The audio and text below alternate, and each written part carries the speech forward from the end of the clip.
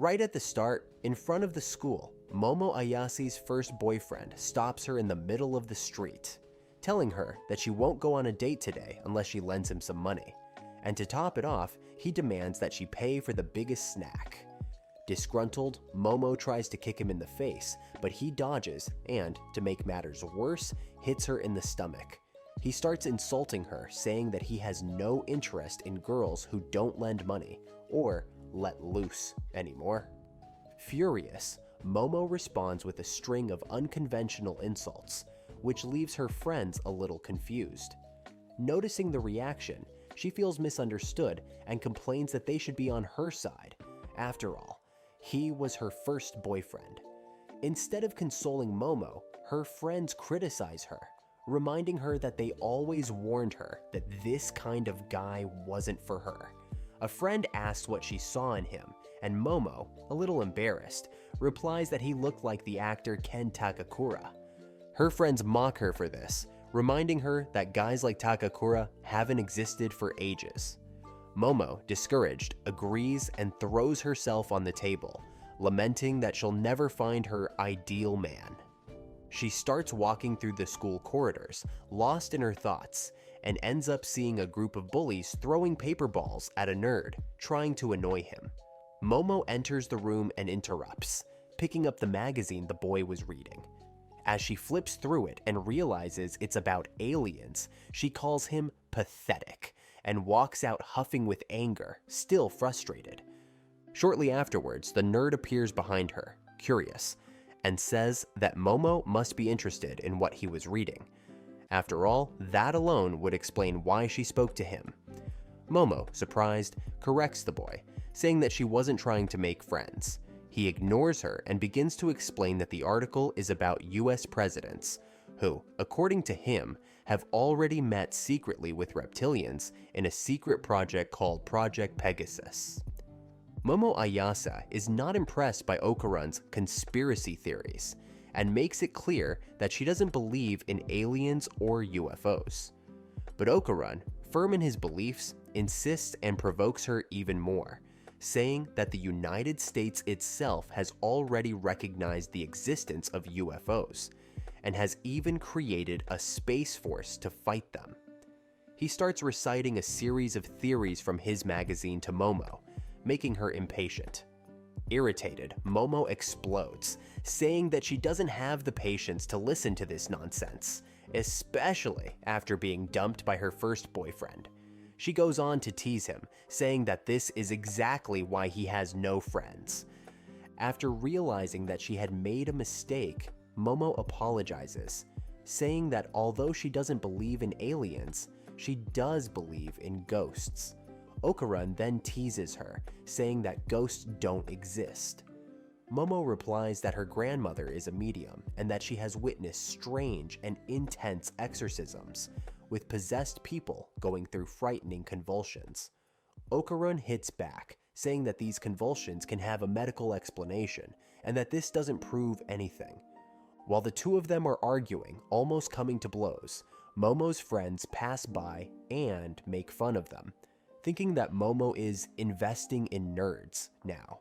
One of her friends even comments that she doesn't hate her new attitude.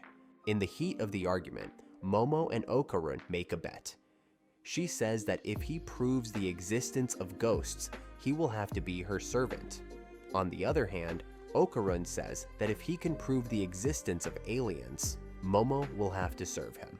Momo heads to the hospital, famous for UFO sightings, while the nerdola heads to the haunted place Momo suggested. Although Okarun is very apprehensive about what he will find, he decides to face his fear to prove to Momo that ghosts don't exist. While each of them explores the place indicated by the other, they begin to talk and get to know each other a little better. Momo says that ever since she was a little girl, she made a specific gesture whenever she left the house, a practice that her grandmother, who is a medium, taught her. This gesture continued even when she went to school, where she was bullied, including by a boy she liked. Over time, Momo realized that she didn't feel angry because she had been mocked, but because this boy had ridiculed her grandmother's beliefs. Momo then asked Okarun what led him to believe in aliens. He refuses, saying that he has no specific reason, but then he starts to notice footprints made of something that looks like blood coming towards him. When he shines his flashlight around, he sees nothing, but when he turns around, he comes face to face with a frightening old woman. She mumbles something disturbing to Okaran. She wants to steal his marbles, man, leaving him terrified and running, trying to convince himself that she was just an eccentric old woman. As he runs, Momo warns him that there are legends on the internet about a figure called Grandma Turbo, and that he mustn't try to overtake her or he'll be cursed. But it's too late. The old woman catches up with him and he's captured. Realizing that he has lost contact with Okaran, Momo decides to go and check what is going on. On the way, all the lights in the hospital start to go out, and 3 strange figures appear, capturing her. These strange beings introduce themselves as Serpients, inhabitants of a planet called Sherpo. They try to calm her down, saying that they are friendly, but Momo is suspicious, especially when she realizes that they have removed her clothes. She begs to leave, but the aliens begin to explain more about their species, which is made up only of men. To maintain their population, they resort to cloning, but now they intend to use Momo to procreate and plan to study her body to discover a new way for their species to survive. Momo firmly resists the idea of the Serpients, who then decide to use a psychokinesis technique to manipulate her mental state and make her more receptive to their plans. In the middle of the process, however, Momo's cell phone rings. One of the aliens answers it, and surprisingly, Okaran and Turbo Granny appear on the screen, coming out through the phone. They quickly start attacking the Serpients. Soon afterwards, Okaran reveals himself, explaining that he has been cursed by Grandma Turbo. Momo sees him and asks him to help her, freeing her from the chair. Meanwhile, one of the Serpients looks intently at Momo's cell phone, fascinated by what he considers to be advanced technology unknown to them. Okaran then goes on the attack once again, but is pinned against the wall by one of the aliens. In an attempt to calm the situation, Okaran tries to negotiate, saying that he will do anything to get Momo to leave him alone. However, the Serpients reject him, saying that they prefer less violent humans and have a preference for women, not men. So they go back to using psychokinesis to try to control Momo's mind. During this process, she remembers a conversation with her grandmother, who always taught her a specific gesture for protection, saying that it prevented accidents and illnesses. Thinking of the mockery she suffered for following these family beliefs, Momo rebels and decides that she will never repeat the gesture, rejecting her grandmother's traditions. However, as she tries to push these memories away, Momo realizes that her mind continues to resonate with the power of that ancient tradition. Momo manages to free herself from the chair using only the power of her mind, reducing the Serpient's psychokinetic power. Feeling victorious, she regains confidence in her grandmother's traditions, correcting her previous words and stating that her grandmother had always been a true spiritist. She then expels the Serpients, sending them away. Suddenly, Okaran jumps on her, acting strangely, and Momo tries to bring him back to reality. Realizing that he won't get better, Momo performs a purification, separating Granny Turbo's spirit from Okaran's body. Even with the separation, the curse remains, and Turbo Granny explains that she took his cucumber, which means that he is still cursed. She challenges Momo, saying that if she wants her cucumber back, she must meet her in the tunnel. Granny Turbo leaves, ignoring Momo's requests to return what belongs to Okaran. Seeing the Serpient's ship crash to the ground, Momo admits that she now believes in aliens, while Okaran, for his part, says that he believes in ghosts, since he was cursed by one. Determined to get his precious cucumber back, Okaran wants to go to the tunnel immediately, but Momo insists on going along, explaining that he could lose control if the effect of his psychic power wears off. She instructs him to put on his clothes, but Okaran says that it's she who needs to cover up, as he can't face her like this. He makes a comment that he's kind of a weird guy, which reminds Momo of the phrase used by Ken Takakura, her favorite actor. She tries to disguise her sudden excitement and asks him his name. The boy reveals that his name is Takakura Ken. Momo is incredulous when she hears the name Takakura Ken and doubts that the boy is serious. However, he insists and reaffirms his name, leaving Momo even more surprised. She accidentally kicks him and makes him temporarily lose control of the curse, but he soon regains it. To avoid further confusion, Momo suggests that he doesn't use his real name when they are close, proposing the nickname Okarun, as it matches his fascination with the occult. Although he finds it strange, he decides to accept and introduces himself as Okarun when he is with her. As they continue, Momo realizes that it's already dawn and is relieved, as she believes that Grandma Turbo won't attack them during the day. She invites him to her house, but warns him that her grandmother is strict with boys and has almost eliminated her ex-boyfriend. When they arrive at the shrine, Okarun tries to enter, but an energy barrier stops him and he almost catches fire. Momo quickly notices an amulet on the pillars and, after deactivating the barrier, asks him to try again, assuring him that if he starts on fire, she'll throw him in the river. Reluctantly, he approaches slowly and, realizing that he is safe, finally enters. Momo laughs as she sees his hair stand on end from the shrine's energy, while he complains, asking for a little more empathy, as he has just faced great danger. Moving on, Momo calls her grandmother, but notices that the house is empty. She invites Okarun in, asking him to stay away while she changes. However, the curse strikes again, and he accidentally enters the room. Momo, already changed, offers him a coat and mentions that he should take a look at himself, remembering that Grandma Turbo cursed him and took something important from him. Taking a look at where his cucumber should be, Okarun despairs, realizing that he really has nothing. Momo insists on seeing, but he, totally embarrassed, shouts that he won't show anything. Momo, laughing, comments that he has nothing left to hide, and that he doesn't need to worry so much. Okarun, frustrated, accuses her, saying that if she hadn't made that bet, none of this would have happened. Momo corrects him, saying that he was never interested in these stories from the start. She reminds him that he was the one who kept talking about it, so deep down, he's also responsible for what happened. At this point, Okarun opens up and admits that he only continued the conversation because he was eager to make a friend, since he'd never had one before. He explains that he made an effort to interact with Momo, but soon realized that her world is totally different from his. Feeling out of place, he apologizes for involving her in this complicated situation, saying that she can ignore him once they've sorted it out. Momo replies that Okarun's tendency to jump to the wrong conclusions about others is what makes him push people away. She asks him to stop asking her to ignore him, as he still wants to talk about these nerd things. Okarun, uncomfortable, turns his face away, and Momo keeps pressing until he explodes, calling her reckless for exposing his weaknesses like that. In the middle of their discussion, they are interrupted by the sound of a doorbell. Okarun deduces that it is Momo's grandmother arriving, but Momo finds the noise strange, as she has never heard that bell before.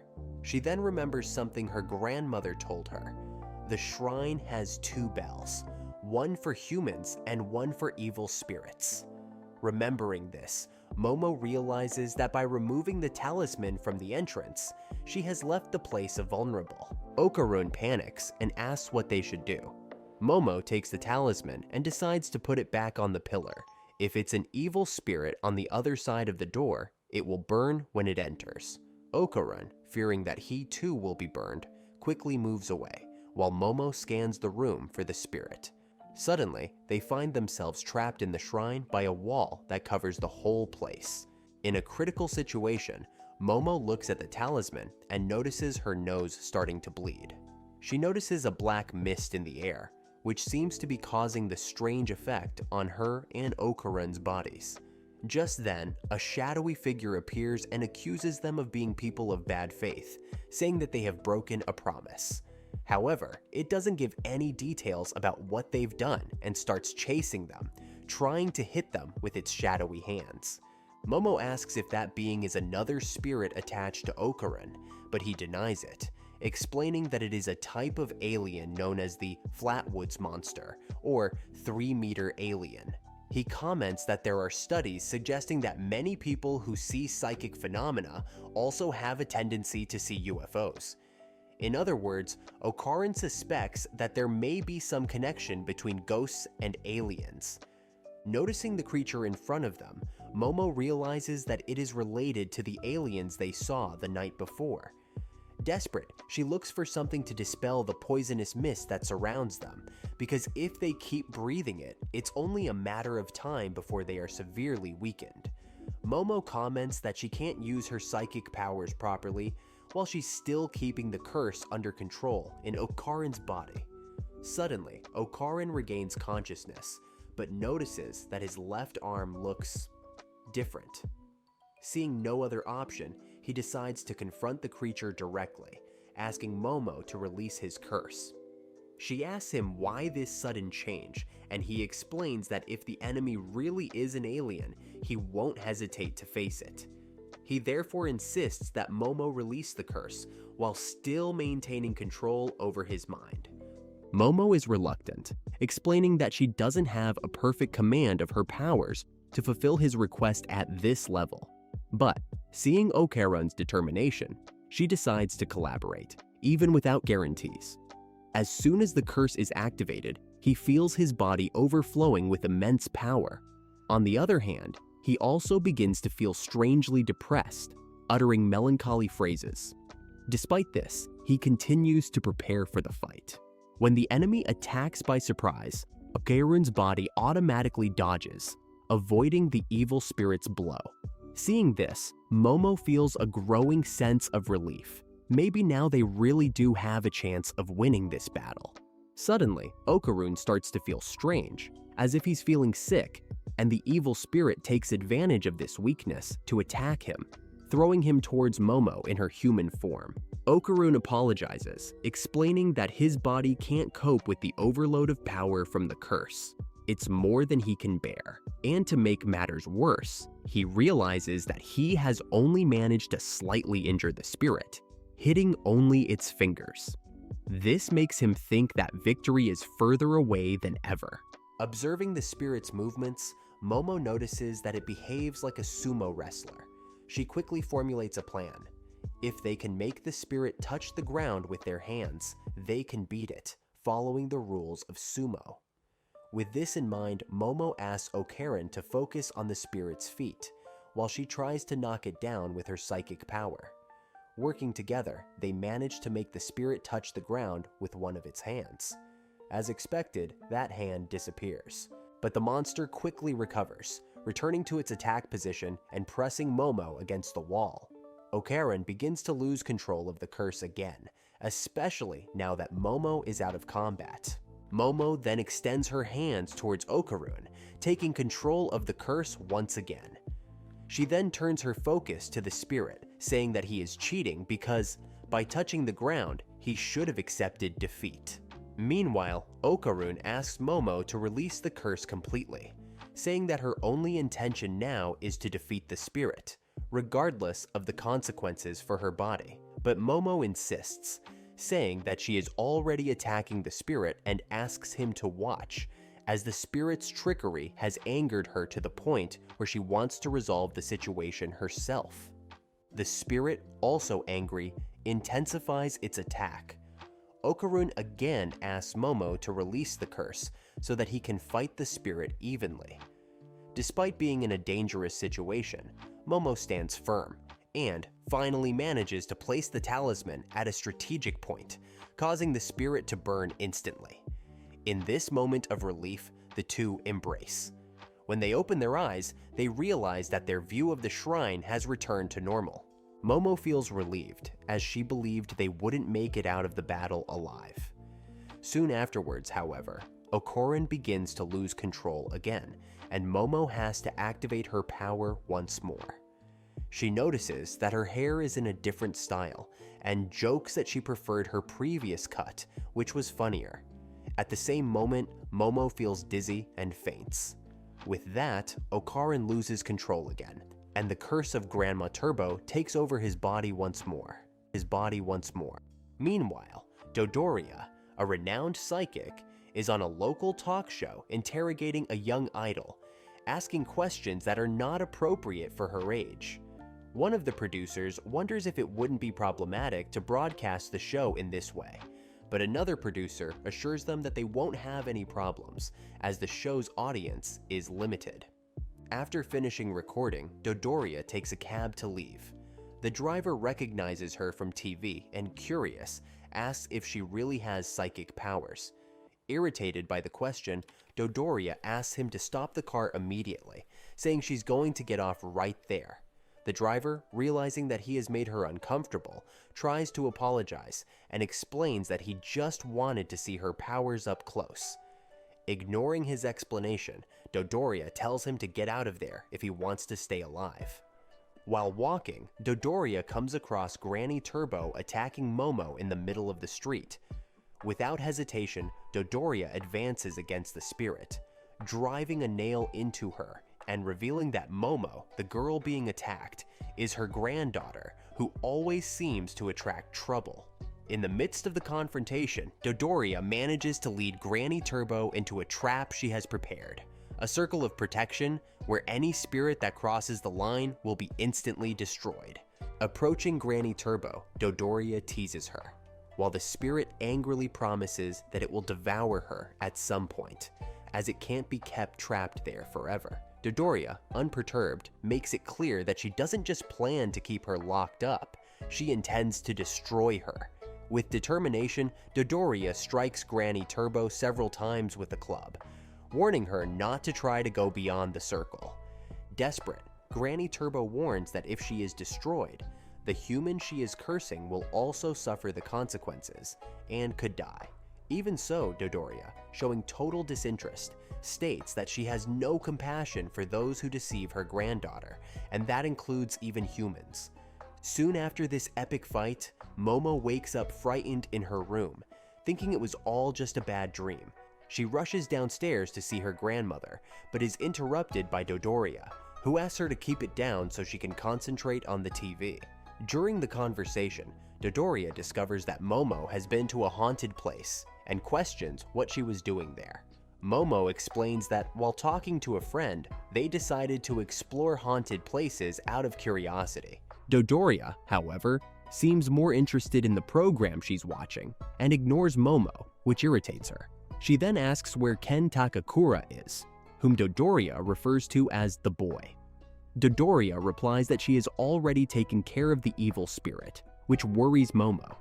But Dodoria, imitating her granddaughter, reminds her that she doesn't believe in ghosts and suggests that Momo shouldn't worry about such things, realizing that her grandmother still holds a grudge for what she said in the past.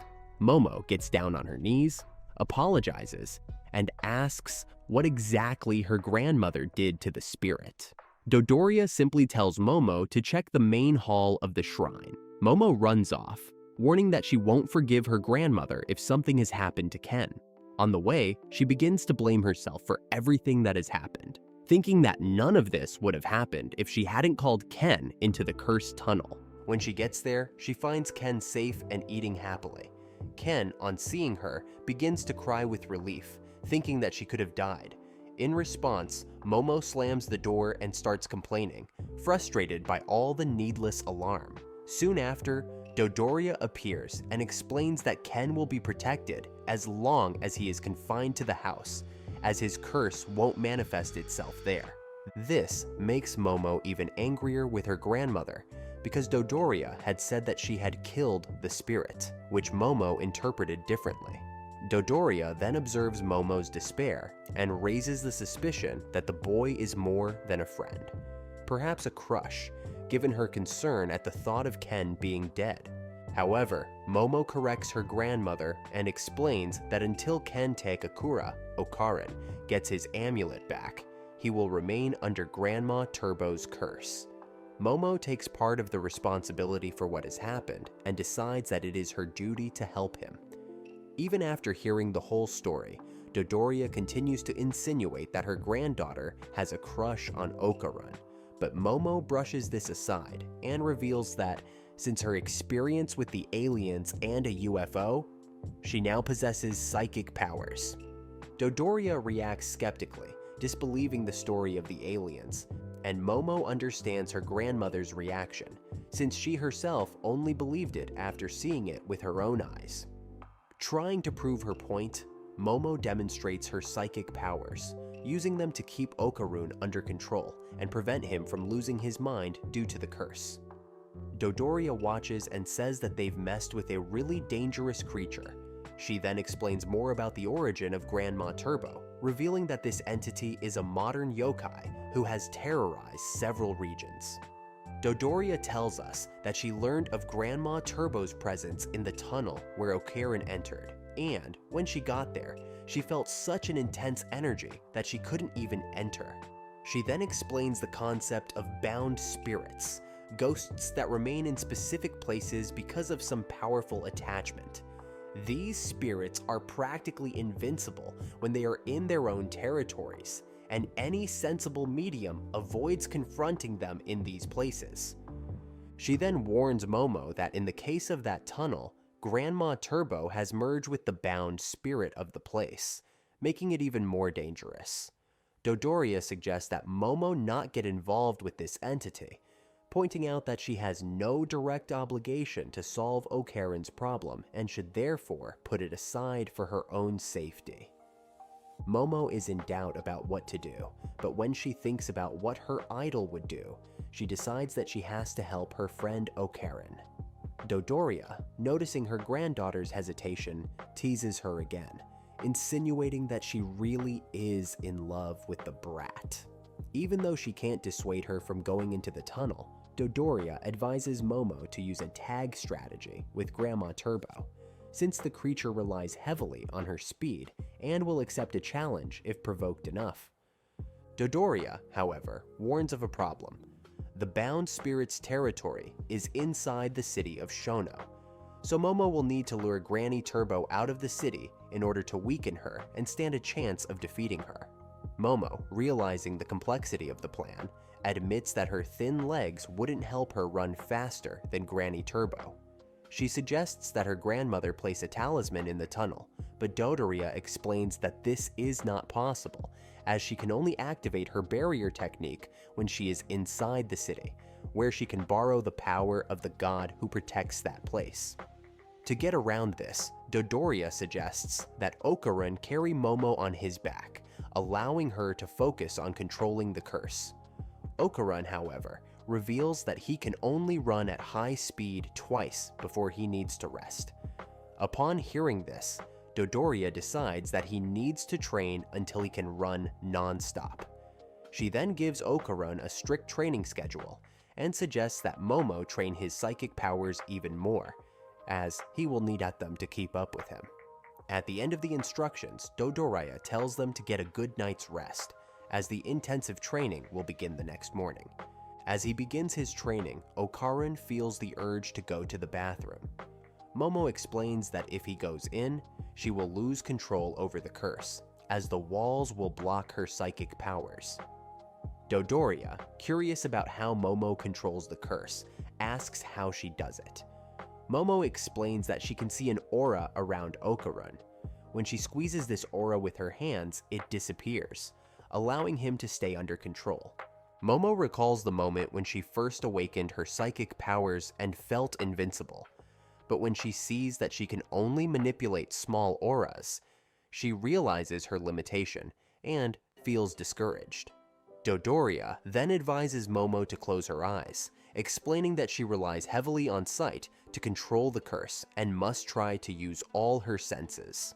Meanwhile, Okarin, increasingly uncomfortable, tries to run to the bathroom. Momo tries to stop him, claiming that he doesn't have permission to use it, but without revealing that he actually wanted to go first. Okarun takes advantage of the confusion and shoots ahead, beating Dodoria and Momo in a close race. However, he has to use the toilet under Momo's watchful eye to prevent his curse from awakening at this critical moment.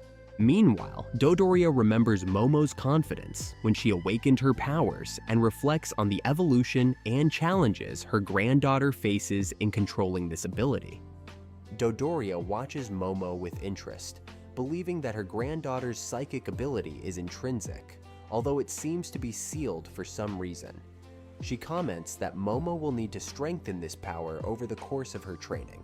Reassuringly, Dodoria says that there is time for this, as Okaran will still take some time to develop sufficient physical strength. In the middle of the conversation, Momo looks away, and Okaran's curse escapes, with Granny Turbo taking control. She threatens Dodoria, offering a cruel choice: attack her with a heart attack or a stroke. Turbo then orders Momo to go to the tunnel later that night, under penalty of using Okaran to spread a curse like an epidemic.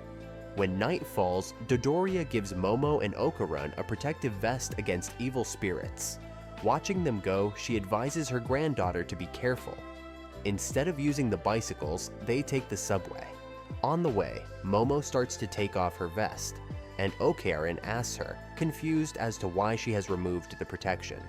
She replies confidently that in fact, the Magaro only needs to be stylish in order to become stronger in its final version. At the entrance to the tunnel, Momo and Okarun argue about who should go ahead, throwing the responsibility on each other until Okarun suggests that they enter side by side, so that no one is unfairly treated.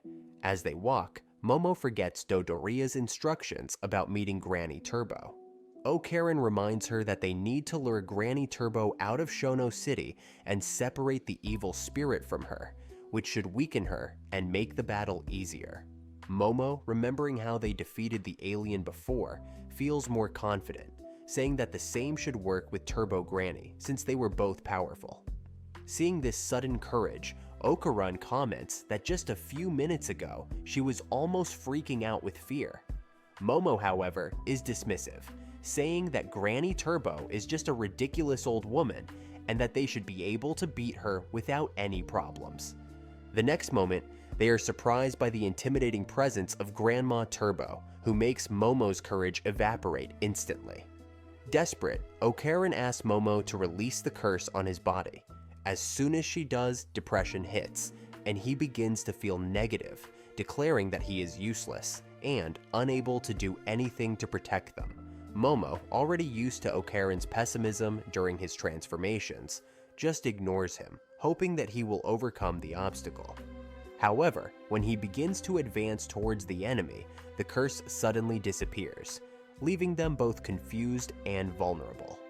And then Granny Turbo reveals to Okaran that she has removed his curse, returning his lost amulet, and depriving him of any power. With no other option, Momo tries to remember the words of Seiko, who had mentioned that Granny Turbo is easily provoked when it comes to racing. The idea is simple. Just challenge her to a competition and let her take the bait. As she is almost swallowed up by the entity, Momo takes a chance and teases Granny Turbo, saying that she is only going for ignorance because she knows she would lose to her in a race. Momo challenges the entity, suggesting that Granny Turbo doesn't have the courage to accept. The bluff is clear to everyone except Granny Turbo, who convinces herself that she can catch them easily. She accepts the challenge and asks about the rules. Momo, without much structure, says that it's basically a game of catch. If Granny Turbo can reach them, she wins.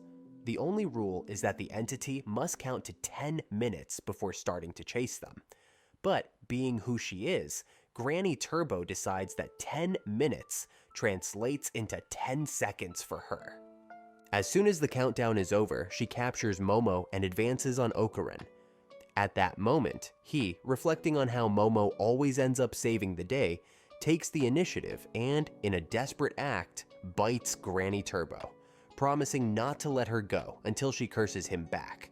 The entity, annoyed, ends up giving in, returning the curse to the boy. Now, with his powers restored, Momo seizes the opportunity and gets Granny Turbo trapped in Okarun's body, allowing them to have some control over the entity. But while Granny Turbo tries to free herself from Momo's control, she summons the spirit of the place to attack them both, threatening them directly. They both manage to run out of the tunnel, but the crab-shaped spirit chases them. Okarun doesn't understand what's going on, and Momo explains that, according to legend, the dead take the form of freshwater crabs to cross the Sanzo River. Meanwhile, Granny Turbo continues to give orders to the spirit, telling it to finish them off.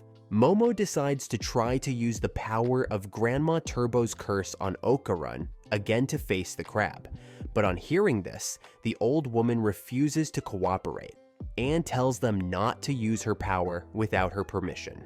Momo, however, holds firm, while Okarun complains about her weight, saying that he won't be able to make the turn because of her weight. The two end up crashing into a guardrail and are thrown off the track and into the city. Before they hit the ground, Okarun manages to cushion their fall, but just then, the giant crab lands next to them, resuming the chase. As they run, Momo notices that the people around them can't see the giant crab. She hopes that none of her friends witness the scene, as they might think she's gone mad. Meanwhile, Okarun begins to lose strength, but Momo encourages him to give it his all.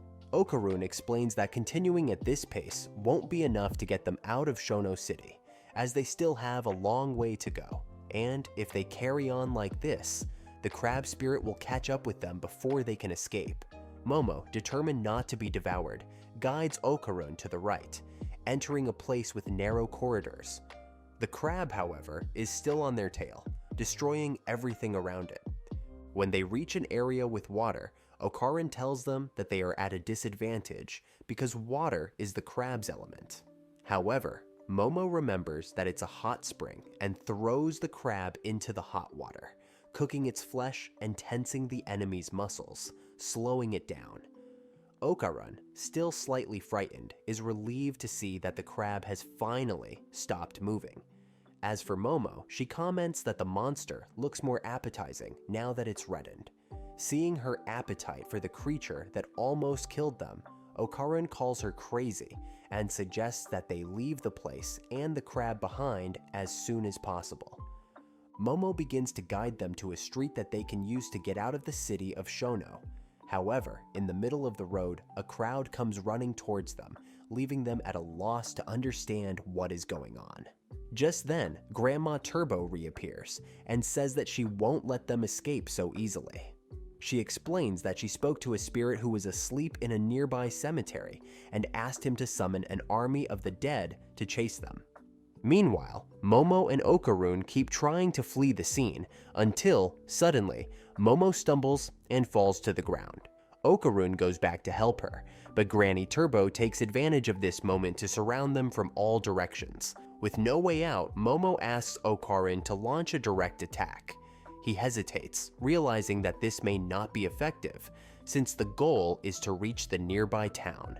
Momo then holds him by the shirt, staring at him seriously, and tells him to give it his all or they'll end up dead right there. Seeing her seriousness, Okarun decides to obey, activating his transformation, while Momo directs him to the right places. They use the giant crab as a lever to launch themselves away from the crowd, returning to the street where they were before. In the middle of the jump, Momo notices that Okarun has returned to his normal appearance, and they both start to fall. Momo manages to cushion the fall, but Okarun feels his body all bruised and admits that he can't continue the fight like this. Momo is also in a lot of pain, but asks him to hurry up and get up as soon as possible. In the midst of the confusion, they realize that they lost sight of Grandma Turbo during the crash, and soon she reappears, complaining that she has been underestimated by them just because of her age. Momo admits that the old woman really is an incredible veteran, capable of intimidating even the youngest, and says that he respects her very much. Momo uses some English words in her speech, which makes Granny Turbo angry, as she believes Momo is trying to trick her with words she doesn't understand. Granny Turbo tells Momo to stop speaking English, and suggests that they start running immediately if they don't want to be devoured. Realizing that they are close to leaving the town of Shono, Grandma Turbo decides to show one last act of compassion by giving them a little time to run. Before resuming the chase, Momo challenges Turbo Granny, saying that she only needs a second to escape. In that second, Momo grabs a train from the Takasak line with her spiritual power, throwing herself aboard a train that reaches 120 kilometers, a speed that surpasses Granny Turbo's maximum speed of just 100 kilometers. However, Granny Turbo patiently waits for the train to slow down on a bend and jumps aboard. With this, she boasts of her intelligence, pointing out that trains don't maintain 121 kilometers all the time, while she is able to run at top speed all the time. While the old woman brags, Momo replies that she just took a ride on her defeat. Meanwhile, Seiko is waiting for Momo and Okarun on the border between the cities, where she welcomes them to the city of Shigo, a territory where Turbo Granny has no power at all, and where Seiko can use all her power. Taking advantage of the fact that she is in favorable territory, Seiko uses all her power against Turbo Granny, completely wiping her out. After defeating the crab, Okarun wakes up, frightened, asking about the giant crab and Turbo Granny who were chasing them. Exhausted, Momo falls to the ground, saying that they've managed to finish them both off. Seiko then takes them back to the tunnel where Turbo Granny used to roam, a place with a heavy aura, known for being where several girls were raped, dismembered, and killed. As a tragic consequence, these young women became evil spirits against their will. Seiko reveals that Granny Turbo had been monitored for a long time, as she always appeared wherever there were spirits of girls who had died unjustly. Although it seemed that Granny Turbo was trying to console these spirits, she was using the dead to attack the living, something that is completely forbidden. This forced the mediums to capture Grandma Turbo and send her to the other world by force. Seiko also makes it clear that the same logic applies to the living. They must also show respect for the dead. When they return home, they serve crab for dinner. However, Okarun loses his appetite because of everything that has happened, and Seiko jokingly calls him a spoiled child and asks him if he really has something between his legs. Okarun, a little indignant, says yes, to which Seiko, standing up, teases him, asking him to prove it, and showing that she wants to see what he has. She starts chasing him around the house, adding to the provocation. At the end of the night, Okarun says goodbye to Momo. She also says goodbye, but realizing that it sounds a bit distant, she calls him again, saying, "See you tomorrow," leaving the hope in the air that they will meet at school the next day. The next day, Okarun is nervous about talking to Momo again and rehearses ways of greeting her, trying to prevent her from realizing that he is too shy for a simple morning greeting. When he arrives at the school gate, he finds her leaning against the wall, seemingly waiting for someone. He thinks for a moment that she might be waiting for him, but then comes to his senses and assumes that it must be someone else. So he decides to just walk past her, as if he hadn't seen her. However, Momo calls out to him and suggests that they walk to the living room together. On the way, she mentions again the day they met those aliens, curious about how they lived and what they ate. When they get to the classroom, Momo says goodbye, and Okarun starts the day being bullied by his classmates. He decides to forgive each one of them, as he now has an amazing friend, Momo. Meanwhile, Momo sits in her corner, more introspective than usual.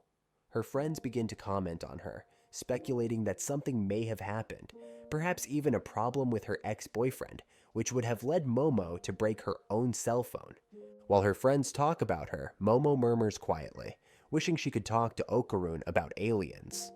On the other side, Okarun also feels like talking to Momo about ghosts and supernatural events. As time goes by, they both have these thoughts in their heads. At break time, the two pass each other without seeing each other.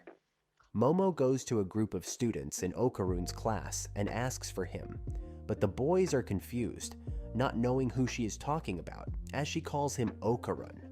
Momo tries to describe him as the guy with glasses who likes occult things, but they still don't understand and suggest that he must be in the cafeteria. Meanwhile, Okarun tries to ask for Momo in her living room, but his voice comes out so low and timid that no one can hear him properly.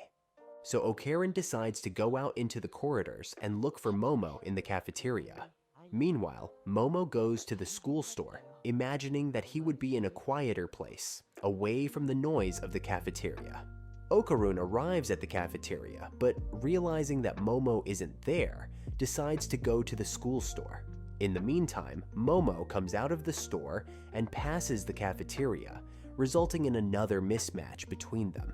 After several attempts to find her, Okarun begins to suspect that Momo is deliberately avoiding him. He thinks that perhaps she has realized that he can be boring company, especially since he didn't manage to greet her properly that morning. Meanwhile, Momo, who is literally on a nearby bench, notices that Okarun seemed depressed earlier. She begins to think that perhaps he doesn't feel comfortable talking to her in this proximity and blames herself for not having considered his feelings more carefully. At the same time, Okarun also feels bad about the situation, wondering if he's just a backup friend for Momo, since she always seems to be surrounded by people. Okarun begins to think that Momo might not even consider him a real friend. As the two walk in opposite directions, immersed in their thoughts, they bump into each other and accidentally kiss. Surprised, Momo asks what he's doing there, and Okarun explains that he's been looking for her all this time. Momo, surprised, reveals that she was also trying to find him. Confused, Okarun admits that he thought she was avoiding him, to which Momo replies that she thought the same about him. The situation gets even more awkward when Momo's friends show up, and, upon seeing the kiss, start pointing and commenting. They joke that Momo was acting strange precisely because she was looking forward to meeting Okarun. Feeling embarrassed, Momo and Okarun start arguing and belittling each other, ending with each going in opposite directions, promising not to speak to each other again. As Momo's two friends watch the scene, they comment that, despite everything, the two seem to get on better than they imagined. Later, Okarun reflects and realizes that he got into an argument with Momo on impulse, when in fact, he just wanted to talk to her about ghosts and supernatural phenomena. Determined to apologize, he prepares to try again. Meanwhile, Momo is approached by other girls who want to know more about the mysterious boy they saw her with. One of her friends reveals that he's a nerd with bottle-bottom glasses, causing everyone to laugh. Suddenly, Okarun appears in Momo's room, still reflecting on a revelation he had in the bathroom. He asks to talk to Momo immediately, but she makes it clear that she doesn't want to talk to him anymore and tells him to leave. Okarun insists, explaining that it's important, but Momo's resistance causes the other girls in the room to start making fun of the situation, commenting that they're having a lover's DR. Momo, embarrassed, reaffirms that Okarun is not her boyfriend. Okarun, confused, asks why Momo is avoiding talking to him now. She replies, remembering that he also said he wouldn't talk to her anymore. He explains that he only said it impulsively, because she was the one who said it first, but in reality, he still wants to talk. Momo, however, remains firm and continues to avoid talking to him. Frustrated, Okarun wonders if it's that embarrassing to be his friend, and, disappointed, walks away, believing that Momo is ashamed to have him as a friend. On the way out of school, a girl bumps into Okarun and starts apologizing, touching him in a rather exaggerated way. He becomes visibly tense and tries to walk away, but the girl continues to follow him, saying that he is very kind. Momo, walking down the corridor, sees Okarun with this new friend and finds it strange, since he had said he had no friends apart from her. As soon as the girl walks away, Momo hears her telling a friend that she managed to make the nerd fall in love quickly. She mocks Okarun, saying that he would never have a chance with another pretty girl like her in the future, and that she is doing him a favor by letting him dream. Outraged by these absurdities, Momo uses her power of telekinesis to drop an iron bucket on the girl's head, who collapses instantly. Seeing the situation, Okaran tries to run to help the girl, but Momo holds him back and calls him to go home with her, saying that a person as shallow as that would never understand his true charm.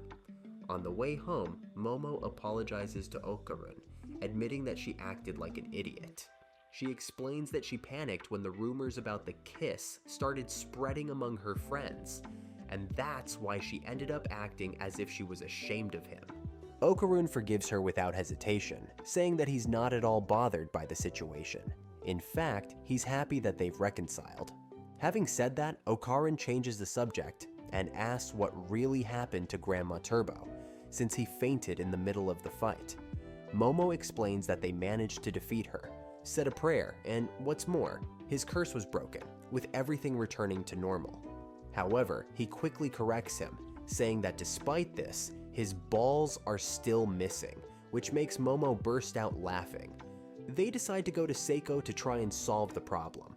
Listening to Okaran, Seiko comments that this is why he didn't notice it was missing before, and he explains that he was so focused on the fact that the stick was back in place that he forgot about the rest. Momo jokes that, given its size, stick is an exaggeration, and that it looks more like a pencil. Okaran, embarrassed, is speechless. To help, Seiko prepares a ritual and gives Okaran a gentle slap on the back. At that moment, Momo notices that his aura changes for a moment, so Seiko instructs Momo to remove the aura as soon as it transforms. When Momo does this, the talisman on the stuffed cat they were wearing starts to burn, and the cat runs out of the house. Momo tries to stop it, but it escapes, insulting everyone while claiming that it will kill anyone who tries to stop it from running away. As soon as Seiko appears, she quickly realizes that the spirit is still Grandma Turbo, which confuses everyone, since Momo and Okaran had already defeated the entity some time ago and sent it to the afterlife. Grandma Turbo, feeling underestimated, says that she would never be defeated by two brats like them. She explains that, while burning under the barrier technique, she took the opportunity to infiltrate Okaran's body again, completely erasing his presence to avoid detection. Her plan was to hide until her spiritual power had fully recovered, allowing her to return to take revenge and finish what she had started. Momo, surprised, recalls that they had already eliminated Grandma Turbo, but the spirit denies defeat, making it clear that the battle isn't over yet. Noticing her confidence, even if it is weakened, Momo wonders if Granny Turbo understands that they are now in control. When Okaran demands back his balls, Granny Turbo, in a twist, decides to use them as hostages. And then Grandma Turbo, in a masterstroke, reveals that if they try to destroy her, Okaran's balls will disappear forever. She then demands that he take a knife and eliminate Momo and Seiko immediately, promising to return what he has lost if he obeys. This makes Okaran furious, and he suddenly manages to transform, even without any trace of Granny Turbo in his body. After all, only her consciousness has been transferred to a doll, but as Seiko explains, the supernatural powers still reside in the boy. She also claims that only she can restore Granny Turbo's consciousness, leaving the spirit completely in her hands. Momo, in an attempt to resolve the situation peacefully, proposes an exchange. Grandma Turbo returns Okaran's balls, and they return her powers. She even argues, appealing to Grandma Turbo's compassion, mentioning that she knows how much she cared about the girls who suffered and were in that monster. Granny Turbo even seems to be inclined to the idea, but with a mischievous laugh, she admits that she dropped Okaran's balls somewhere, and that she can't even remember where. Sometime later, Granny Turbo explains that Okaran's balls are stuck to her spiritual energy membrane, and from the glow, she believes they will be easy to find once he can see them. However, despite searching endlessly, Okaran says he still can't see anything, and Momo also complains, joking that it's impossible to find anything as small as his balls. Grandma Turbo then suggests that they may have already disappeared, considering that they can't be found anywhere. She goes on to explain that the male balls have a very strong vital energy, which ends up attracting ghosts and yokais, as many believe they can be reborn by collecting items with this energy. Evil ghosts often attack humans precisely to try to steal this life force.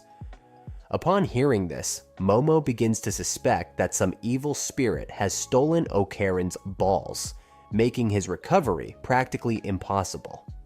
While Okarin and Momo try to process this, Grandma Turbo simply ignores the seriousness of the situation without showing much concern. Frustrated, Momo and Okarin start begging Grandma Turbo to help with the search, but realizing that this will lead nowhere, Momo decides to go home and think about what they can do next. When they arrive, they explain the situation to Seiko, who offers to investigate with some friends to see if anyone has a solution. Before leaving, Seiko reminds Okarun that he still has Grandma Turbo's power inside him. Although this power is under control, she warns him that it is still very dangerous, and suggests that he remain calm while they try to solve the problem. The next day, Okarin goes to school as normal. One of the boys, who often teases him, approaches him, asking if he is really seeing Momo. Okarin denies it, but the boy asks him to introduce them, as he wants to try to be friends with her, mentioning how cute she is. Upon hearing this, Okarin thinks that the boy really is right. After all, Momo is very pretty. After these rather impure thoughts, Okarun controls himself and reaffirms that Momo is just a friend. But the student who was talking to him mentions a rumor about Momo, insinuating that she is easy. Okarun angrily grabs the boy by the collar, demanding to know who started this lie about his friend. In the heat of the moment, he begins to lose control, feeling the energy of the transformation increase. Realizing this, he lets go of his colleague and goes back to his desk, trying to calm down with his book of conspiracy theories. Suddenly, Grandma Turbo appears, noticing Okarin's frustration. He quickly takes her to a secluded spot to prevent anyone from seeing her. Granny Turbo tries to persuade him to let her into his body again, promising not to interfere once she regains her full power. But Okarun insists that she must return his balls first. He would never accept a deal with so many risks. The conversation is interrupted by the arrival of Momo, who asks what he's doing there. Remembering what his colleagues said about her being cute, Okarin walks away, embarrassed, unable to look at her. Upset, Momo goes back to her classroom and vents to her friends, mentioning that Okarun is ignoring her for no reason. A friend then tells her that she heard rumors that he had fought with other guys to defend her reputation. Surprised, Momo asks about the rumor and discovers that someone has spread lies about her, and that Okarun has lost control when he hears about it. Meanwhile, the same girl who spread the rumor walks down the corridor, full of herself. Satisfied with her work, she remembers her first encounter with Momo when she saw the demon wings on her. Convinced that Momo is some kind of demon in disguise, the girl feels as if she has been chosen to defeat her. With a touch of superiority, she decides that she is destined to put an end to Momo and begins to plan her next steps. To further reinforce her theory, Era takes one of Okarun's golden balls out of her pocket and claims that the fact that it fell near her is irrefutable proof that she is the chosen one. She remembers the moment she first came into contact with the object, when the ball fell out of nowhere on her head. When she picked it up, she had a vision of the exact moment when Grandma Turbo was exorcised by Seiko, with the sky shining brightly. She decided to keep the object in her pocket, convinced that there was a greater purpose.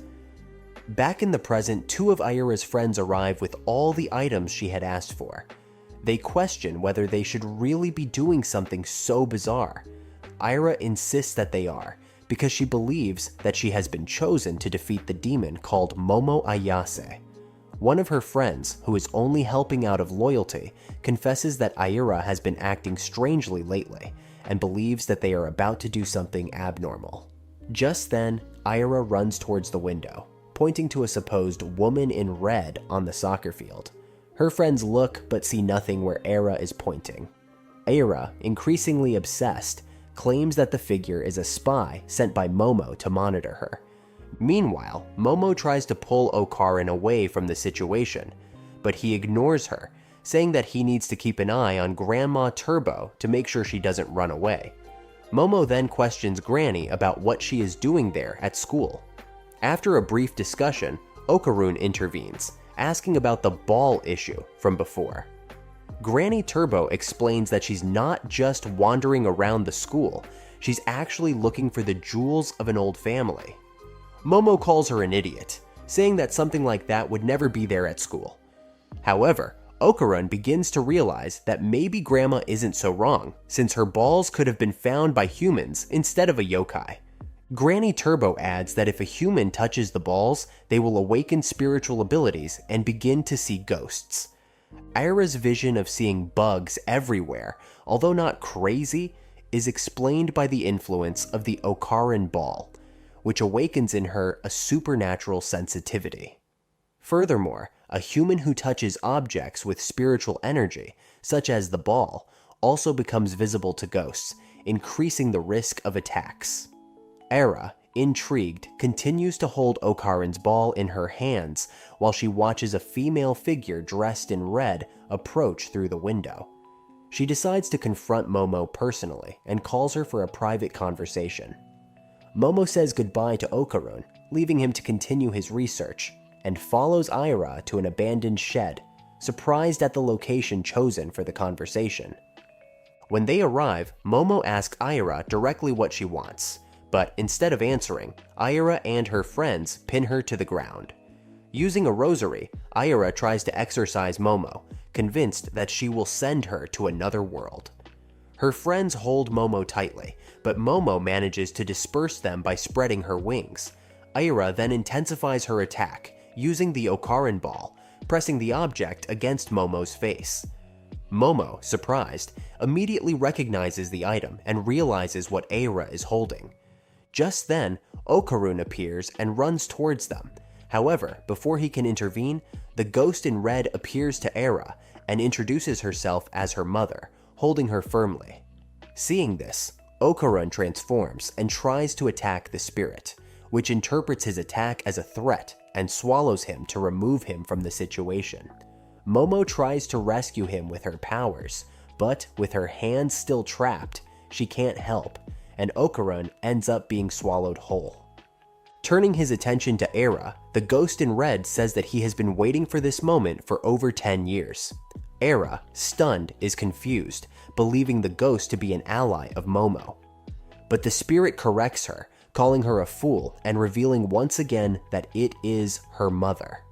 The entity then asks Aira to call it Mommy again, just as she did as a child. Apparently, in her childhood, Aira had lost her way and mistaken the ghost for her mother, holding her hand and calling her Mama. Since then, the spirit has been following the girl.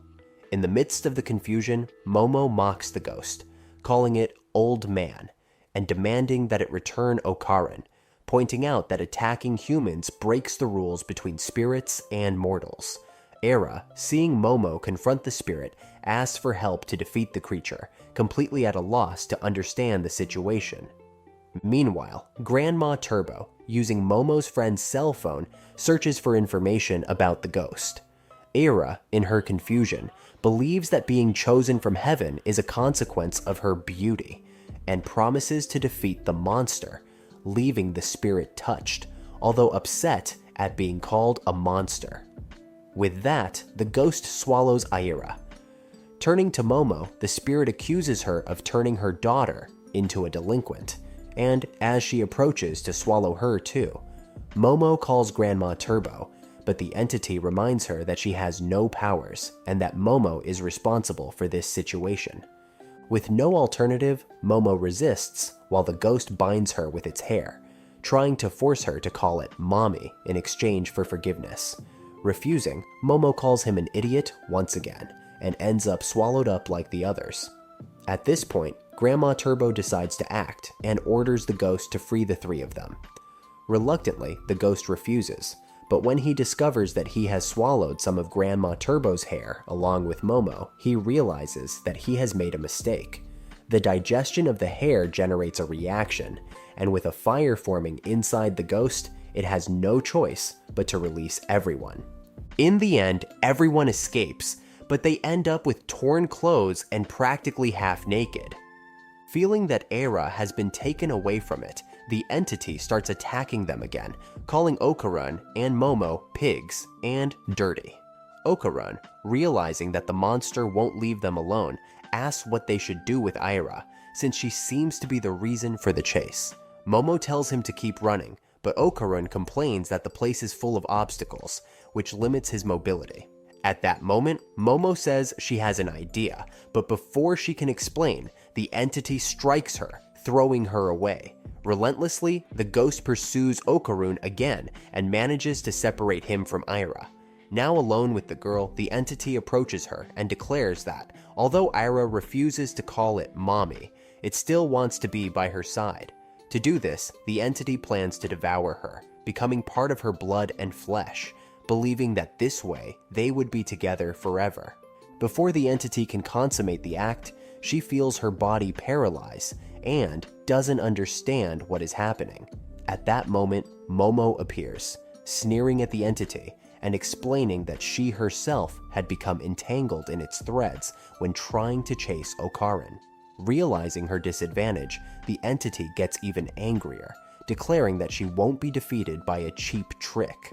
Determined to free herself, she begins to break the beams around her, but Momo quickly hooks her legs, preventing her from escaping. With the ghost temporarily immobilized, Momo shouts for Okarun to act and finish her off.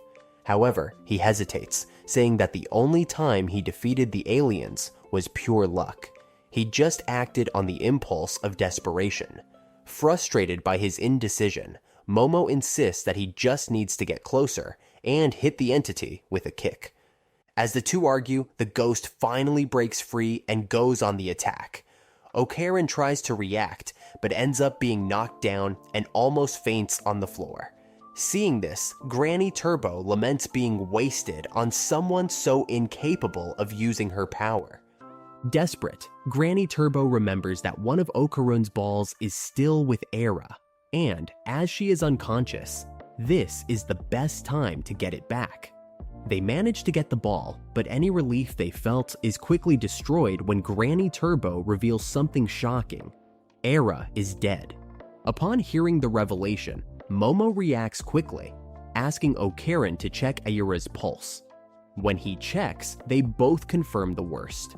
The girl really is dead. Grandma Turbo coolly explains that humans die when they are devoured by yokais, so she is not at all surprised by the outcome. Even so, Momo decides not to give up and asks if Okarun knows how to do mouth-to-mouth breathing. He admits that he has no idea how to go about it. Without wasting any time, Momo decides to try a heart massage, using her psychic powers to directly stimulate Aira's heart, increasing the chances of bringing her back to life. As she carries out the procedure, Grandma Turbo bluntly comments that if Aira really is dead, the massage will have no effect, as her heart would be nothing more than a piece of meat about to rot. Irritated by the insensitive comments, Momo tells Grandma Turbo to shut up or leave, as her words are only getting in the way. Okarun, for her part, decides to try mouth-to-mouth breathing, even though she has no experience, while Momo remains focused on what she is doing. Suddenly, the spirit of the entity begins to stagger closer, repeating Aira's name several times. Exasperated, Momo gets even angrier, making it clear that she doesn't have time to deal with this problem right now. Realizing the situation, Okarun decides to confront the entity, while Momo continues trying to revive Aira. Upon hearing their plan, the entity interrupts, stating that their efforts are useless, and that Aira will not come back to life with these attempts. It reveals that if they really want to save the girl, they will need to transfer their aura to her, explaining that the aura works like a battery for the human body. Without it, the engine can't function. That said, the entity offers to donate its own aura, saying that it's the only way to save Aira. Momo, however, is immediately suspicious, believing that the entity is lying and that this is just an attempt to take over Aira's body.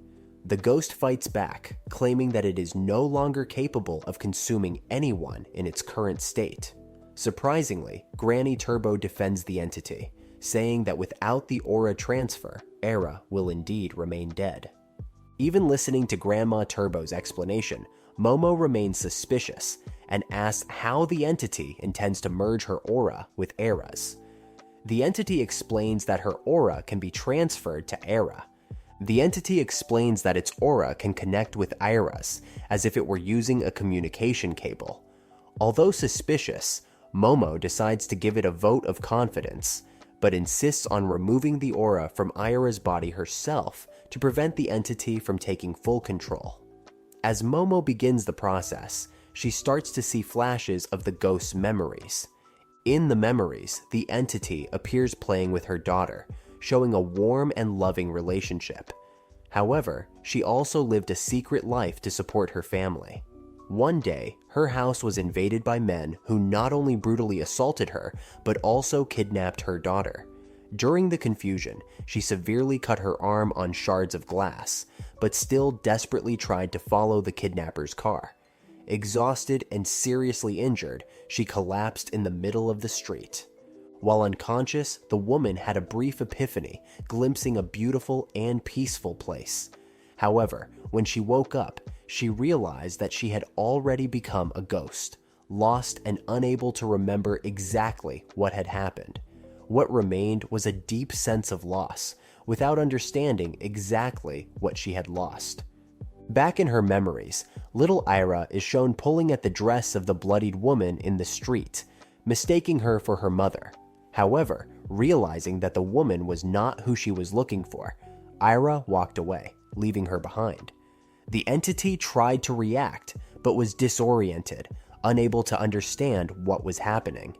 Ira's father appears in the scene, scolding her for walking alone in the street. When Ira explains that she mistook a woman for her mother, he replies that it would be impossible for that to be true.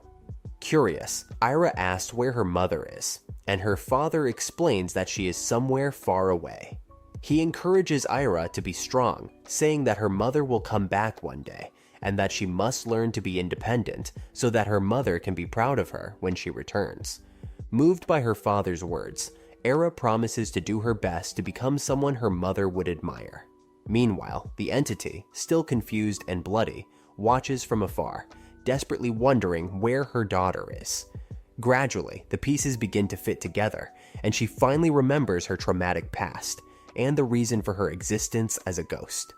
Remembering her daughter, the entity decides that she will do everything in her power to protect her this time, making sure that no one hurts the girl who called her Mommy.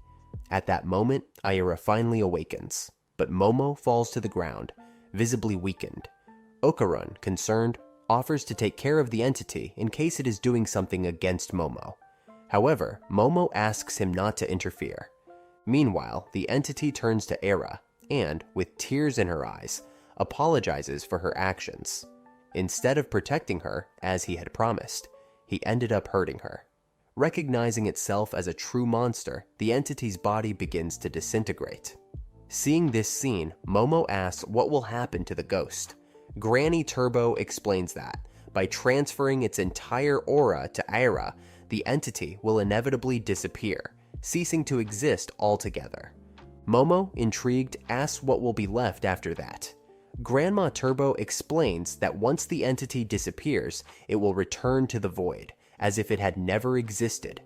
Both the living and the dead will forget about it completely. For Granny Turbo, this makes no difference, as she considers that the entity's life probably didn't mean much. Upon hearing this, Momo is moved and, with a heavy heart, declares that such a cruel outcome should not happen to any being, regardless of their history. She asks if there is anything that can be done to ensure that the entity rests in peace. Grandma Turbo replies that the entity's peace depends only on the repentance and acceptance within its heart. As she falls apart, the entity deeply regrets the things she didn't get to do while she was alive. She recalls that she would have liked to have given her daughter better clothes, played with her more, and been a better mother. In a moment of self-criticism, the entity confesses that she believes her daughter would have been happier if she hadn't been born to her. With invisible tears, she apologizes to her daughter for all the time she has disappointed her. At that moment, Aira runs up to the entity and, with a trembling voice, calls her Mama, as she had asked before. Aira says with conviction that she was the happiest person in the world to have her as a mother. The two hug each other in tears, creating an emotional and heart-wrenching moment. Finally, Aira's mother vanishes into thin air, but not without leaving an indelible mark. Aira promises herself that she will never forget her mother, no matter what happens. While they enjoy their meal, Momo decides to use the moment to apologize to Aira for accidentally dropping a bowl on her head a few days ago. Despite her kindness, Momo makes it clear that they have no intention of being friends. She then tells Aira to hurry up and apologize to Okarun for making fun of him behind his back. Aira, however, completely changes the focus of the conversation, and, with a suspicious look on her face, states that she is convinced that Momo is actually a demon.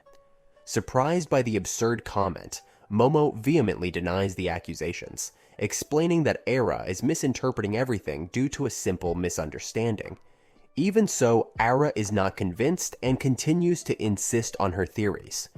She mentions that there are many strange things involving the group, including Seiko, who doesn't seem to be Momo's grandmother, as she is too young and pretty for that. To make matters worse, Seiko enters the conversation, but instead of defending her granddaughter, she decides to play with Aira. Laughing, she says that Momo really does look like a demon sometimes. Aira takes Seiko's words literally, saying that Momo must be the supreme leader of some evil scheme to destroy the world. Momo, incredulous, replies sarcastically, saying that if she had that kind of power, she would have blown Aira's head off a long time ago. The two begin to exchange intense glances as they continue to eat ramen. Aira seizes the moment to accuse Momo of underestimating her own powers. She claims that, contrary to what Momo says, she was chosen to save the world, and that the only criterion for that choice was her divine beauty. After making this absurd statement, Aira simply gets up and walks away, leaving Momo perplexed and talking to herself. Seiko, on the other side, laughs even harder and takes Aira's side, encouraging the taunts. Annoyed to see her own grandmother supporting her rival, Momo curses her, calling her a damned old woman. Aira returns to confront Okarun, this time more seriously. She wants to understand why he protected her so many times, even though she believed he might be a demon.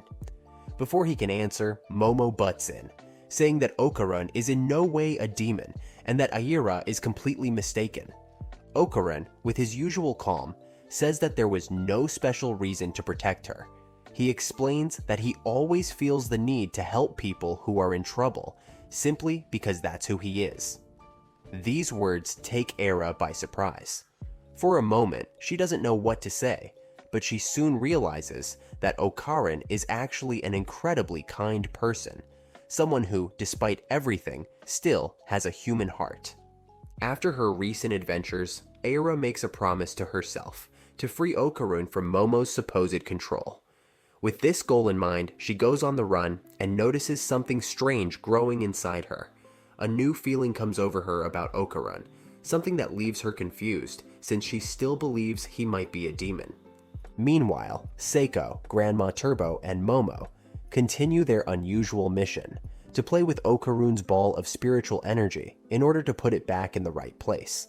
After several clumsy attempts, they finally manage to restore his balance and celebrate their small victory. However, the celebration is interrupted by a major problem. The other ball is still missing.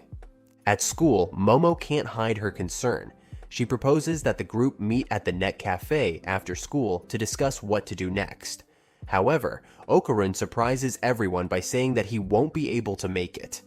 He mentions that he already plans to give a report during lunch and that he has an appointment after school.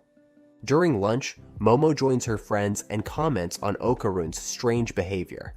She senses that he's hiding something, but can't figure out what it is. One of her friends, trying to tease her, suggests that there might be another girl involved. Momo, however, dismisses this idea out of hand, saying that Okarun is the last person she would suspect of this. Although she denies it, something reminds her of Aira and the way she looked at Okarun when they said goodbye. The thought bothers her more than she'd like to admit. Trying to distract herself, Momo decides to go out and buy some juice, but the thought of Okarun hiding something keeps hammering at the back of her mind. Determined to resolve her suspicions, Momo considers going to Okarun's class to confront him, but changes her mind, deciding not to disturb his report. As she returns to her classroom, she comes across an unexpected scene. Okarun is standing over Aira, apparently at a suspicious moment. But what really happened? Shortly before Momo appeared, Okarun was training alone, trying to improve his physical strength to face future enemies. During his training, he was interrupted by Aira, who appeared with a serious expression on her face. As usual, she began to insist on her theory that he was a demon, but this time something was different. Despite her suspicions, Aira decides to open up and confess her feelings for Okarun. Without warning, she approaches him and tries to kiss him, leaving Okarun completely bewildered. He pushes her away, clearly embarrassed and not knowing how to react to the unexpected approach. Surprised by the rejection, Aira explains that, according to her father's books, it is normal for people to kiss when a declaration of love is made. Furthermore, she firmly states that it is a man's responsibility to accept a woman's feelings when she reveals them. Aira's completely random speech leaves Okarun even more confused, but he maintains his firm stance and reprimands her. He says that she, being such a popular girl, shouldn't act so impulsively. In his opinion, there are more important things she should be worrying about. Aira doesn't let it go. After being scolded by Okarun, she replies with conviction that he is wrong to try to link popularity with romance. For her, one has nothing to do with the other. While they're arguing and pushing each other, their legs end up tangling and Okarun falls on top of Aira. What makes the situation even worse is the exact moment when Momo appears and sees everything. To make matters worse, Aira pouts, as if expecting a kiss. Momo, not wanting to hear any explanations, turns away, leaving Okarun talking to himself. Feeling betrayed, she thinks that instead of working on the report, he was having fun with Aira. Okarun tries to follow Momo to clear up the misunderstanding, but she shouts at him and storms off to biology class. There, while studying the incredible strength of a boxer lobster, Momo tries to divert her thoughts, but remains visibly shaken. Across the room, her friends see her depressed expression and start whispering. Momo, frustrated, starts talking to one of the lobsters in the aquarium, saying that she would like to punch something once in a while. Her friends, seeing this, deduce that Momo must have been possessed by a spirit, as they can think of no other explanation for her attitude. Meanwhile, Okarun reflects on the situation. He realizes that apologizing may not be enough and assumes that the whole mess was caused by his lack of communication. Deep down, he wanted to appear stronger and impress Momo, planning to surprise her with his progress in training. But now he decides to follow an even more intense routine, without making excuses to really become worthy of her attention. Suddenly, something strange happens. While Okarun is training, he notices that all the people around him disappear. The floor of the room, once dry, is now completely soaked. Tension rises when a high-pitched scream echoes through the school, drawing his attention. Following the sound, he finds Aira, who is also confused about what is going on. Okarun takes the opportunity to ask about the whereabouts of the people who were in the school moments before. Like him, Aira has no idea what's going on. She mentions that everything around them has become very quiet, almost as if they were isolated.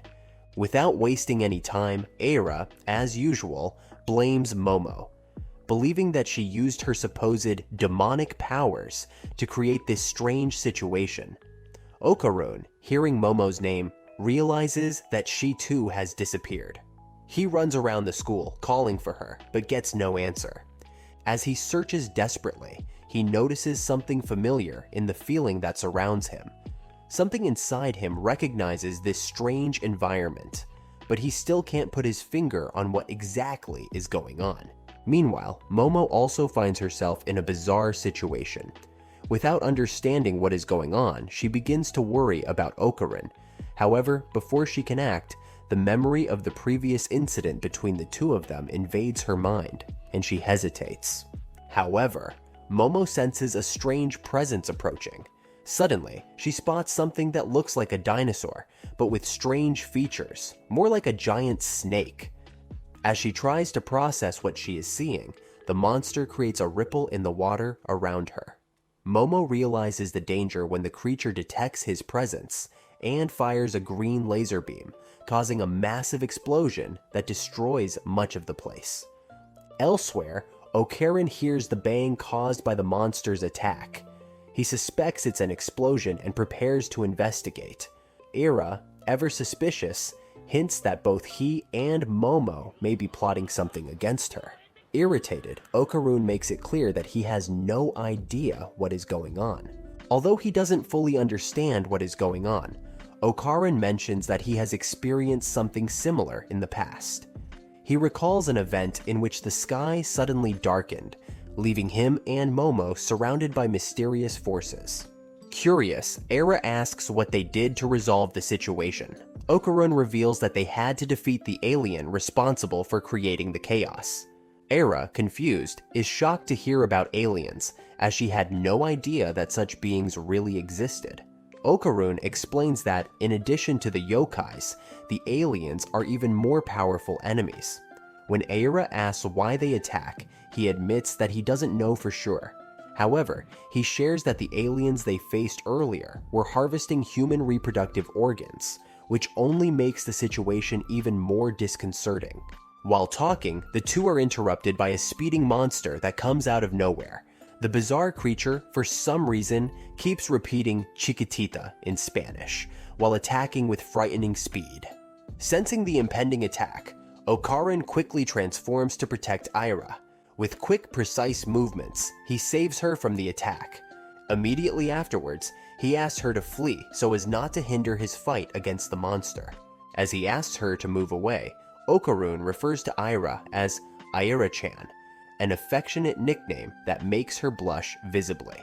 Ira, still surprised by the gesture and the gentle tone, tries to hide her reaction, and she then tells him not to call her that since they haven't even kissed. Meanwhile, Okarun is surprised by the same aliens who previously tried to capture Momo. They attack him, throwing him violently to the ground, clearly surprised to find him again. Meanwhile, Ira, determined to help him, pulls out a crucifix and points it in the direction of the aliens, shouting at them to get away from Okarun. She threatens to fight them if they don't back down. However, Okarun, knowing the devastating power of these aliens, desperately asks Ira to flee. He explains that the monster's main objective is to capture women because of their strange interest in reproductive organs. Before Ira can react, the aliens unleash a powerful gust of wind, blowing her away. With Ira out of the way, the aliens turn to Okarun and declare that they have come to capture his banana. Okarun, indignant, shouts, "Why does everyone want my Malachi so much?"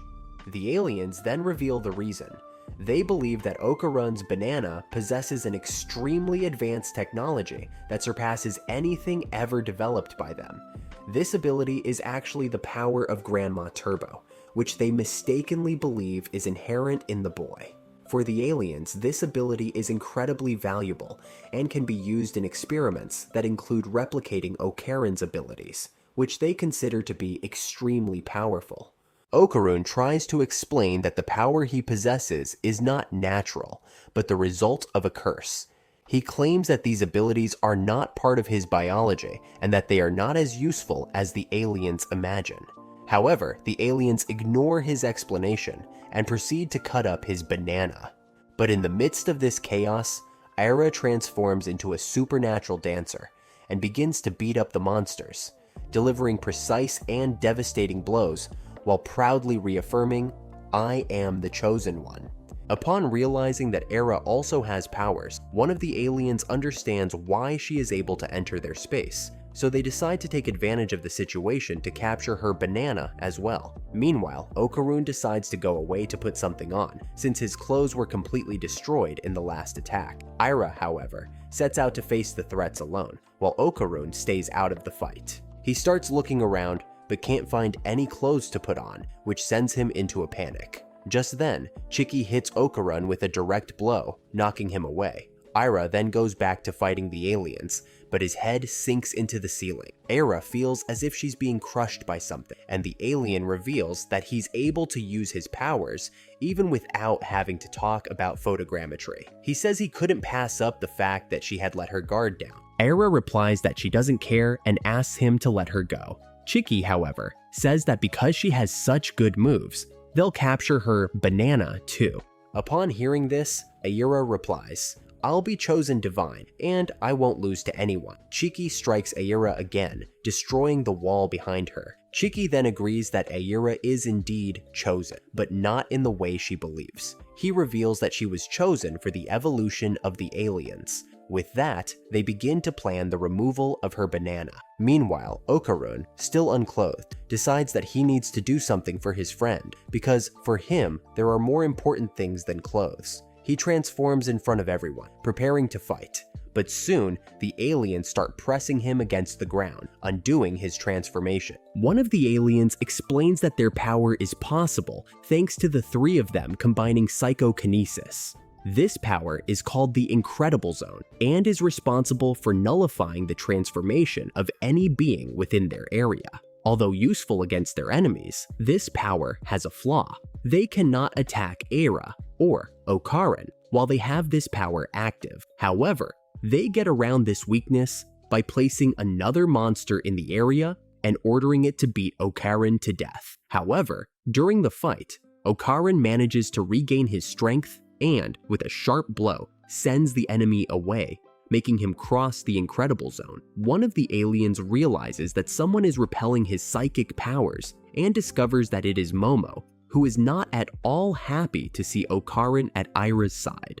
Okarun, for his part, tries to ease the tension by saying that he misses her, but Momo calls him a pervert, pointing out that he is still without clothes. Meanwhile, the aliens prepare for combat, waking up one of their own who was out of action. He is instructed to focus on the fight, and as soon as he gets up, he begins to deliver several blows to Okarun. He is ordered to kill them, but in the middle of the exchange of attacks, Momo intervenes, repelling the psychic powers. However, one of the aliens still manages to move and starts advancing towards them. Okarun and Aira then attack with their psychic powers, but the alien manages to hit Aira with a hook, causing her head to sink into the ceiling, something similar to what it did to Chiki. Aira, with her head trapped, comments that she can't see the aliens' attacks, which makes the fight much more difficult. The monster tries to finish Aira off with a surprise blow, but Okarun realizes intention and manages to save Aira in time. Momo, seeing this, is surprised. She didn't expect Okarun to be able to dodge the aliens' attacks.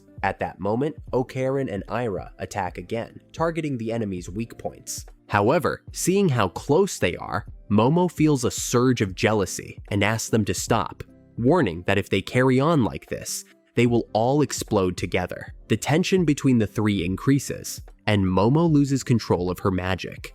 Aira, irritated, reprimands Momo and reminds her that she is responsible for containing the alien's psychic powers, and that she cannot be distracted. As they argue, the surrounding corridor begins to glow, and a wave of green water floods the place, submerging everything. Momo manages to reach the surface, and as she touches the wall, she realizes that both the ceiling and the walls have been turned into water. She looks around, worried about what is happening. To complicate matters even more, Okarun recognizes the creature in front of him as Nessie, who starts sliding down the ceiling of the corridor in a threatening manner. The atmosphere becomes tense, and Momo, with her usual seriousness, suggests that the only option now is to run away. However, Aira doesn't agree at all. She challenges Momo, questioning her right to lead the group, pointing out that no one elected her leader. For Aira, the real leader is Okarun,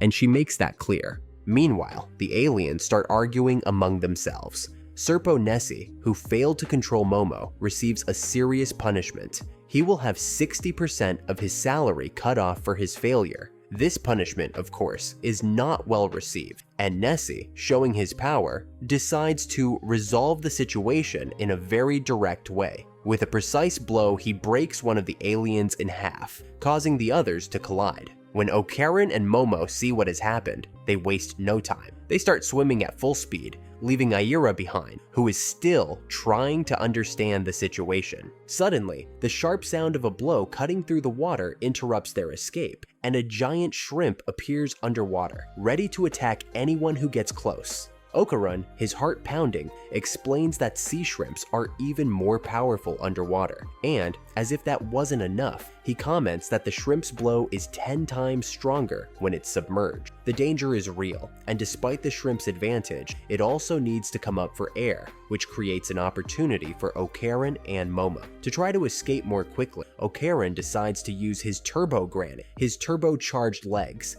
but soon realizes that this transformation doesn't work for swimming since he's sinking. Laughing at his situation, he goes back to swimming on his own legs, feeling the weight of the pressure. In the midst of this rush, Okarin feels frustrated. Although they need to save themselves, he knows they have to find a way to rescue Aira, who has been underwater for longer. He asks Momo about her psychic powers, but she explains that she can only use them when she is close to the enemy. As the shrimp won't allow her to get close, Momo is left with no options.